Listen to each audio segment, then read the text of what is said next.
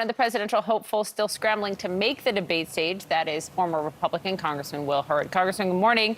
Thanks for being here. You have said adamantly, I am not signing it. I would never vote for Trump. Not going to happen. Even if it costs you a shot at the presidency to be on that stage?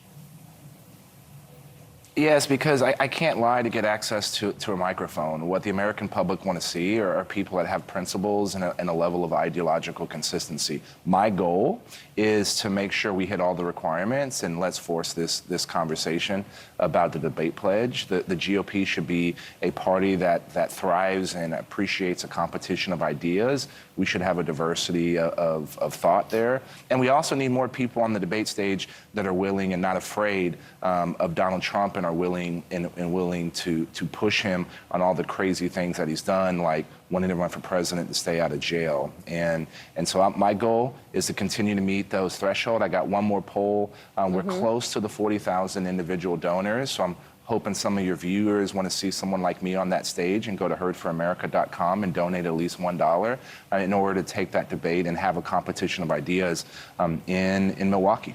What do you say? What do you mean force the conversation? The conversation's happening right now. Can you guarantee the American people if it comes to the 11th hour, you've met all the requirements but for signing the loyalty pledge, you will not sign it?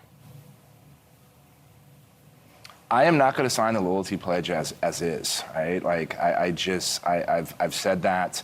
Donald Trump's not going to sign it. The fact that Donald Trump is someone who created the loyalty pledge, right? This was something that he forced on the RNC because he wanted all the other candidates to bend a knee to him, and he's not even willing to sign it. You said as is. So what needs to change? You said as is. Well, I'm not going to support Donald Trump. My issue is not with supporting a Republican nominee. My issue is with supporting Donald Trump. Something tells me you're not going to get a carve out in this one that says "but for Donald Trump." Let me move on to what Nikki Haley did. She signed it, and then she sort of taunted those of you who have not signed it, encouraging you to sign it. But then she crossed out President Biden's name and wrote President Harris, referencing an increasing message within your party about the age of Biden and that it would likely be a Harris presidency. Do you agree with her? Well, is that a possibility, a likelihood? I think maybe, but here's the reality. If we put anybody, if the GOP puts up Donald Trump as our nominee, it will be Joe Biden and Vice President Harris for 4 more years. It's very clear that the country does not want to see Donald Trump or even Joe Biden. We have an opportunity. That's why it's important for us to put the right nominee who can grow the party with women in the suburbs, with black and brown communities, with people under the age of 35. That's the real opportunity if we want to make sure that neither Joe Biden or Kamala Harris is in the White House. Talking about the future of your party and what even the Republican Party is right now, Congressman, earlier this week we had renowned conservative former federal judge Michael Luttig on the program. He was central in advising Pence's legal team on January 6th against the president's fraud claims. Here's what he told me, saying there is no Republican Party. American democracy simply cannot function without 2 equally healthy and equally strong political parties. So today, in my view, there is no Republican Party to counter the Democratic Party in the country. And for that reason, American democracy is in grave peril. Is he right? There's no Republican Party? Well, let's look at the facts. Since 2016, Republicans lost the House, and in 2018 we lost the White House and the Senate in 2020. In 2022, there should have been a red wave where Kevin McCarthy should have had 40 plus more members in a ruling majority. He only ended up with 5.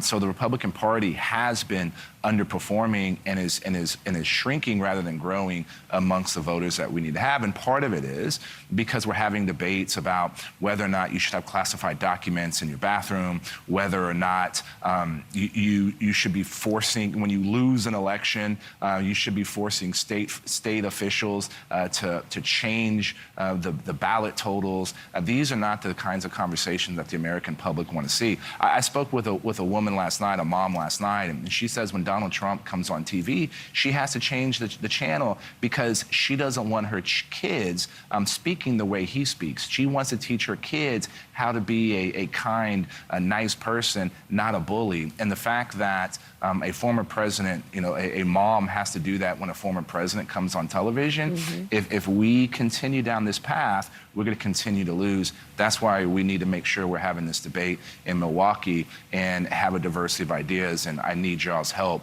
to get on that debate stage. So please go to hurdforamerica.com. Congressman, I want to ask you about climate change. Look at what's happening in Hawaii right now. Look at what has happened all summer. I mean, you represented a huge swath of the border in Texas, where we've seen the most extreme heat in the history. I mean, according to the Texas Tribune, you had temps at above 100 degrees 250 times there. Austin wasn't part of your district, but a streak of 34 straight days above 100. Sure. If you were president, would you do what President Biden has not done yet and declare a climate emergency?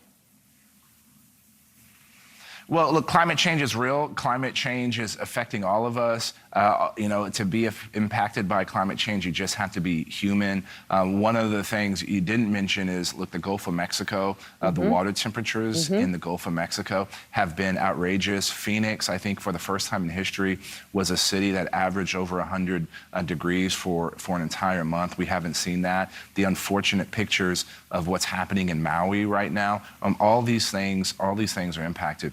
We can address the climate and economic, and move forward economically at the same time. But it's going to require us to double down on technologies. And so, yeah, climate change is real. Climate change is humans, are having an impact on this. And this is not something that America can solve alone. We got to be working with our allies and our enemies. Just a yes or no, would you be declaring a climate emergency?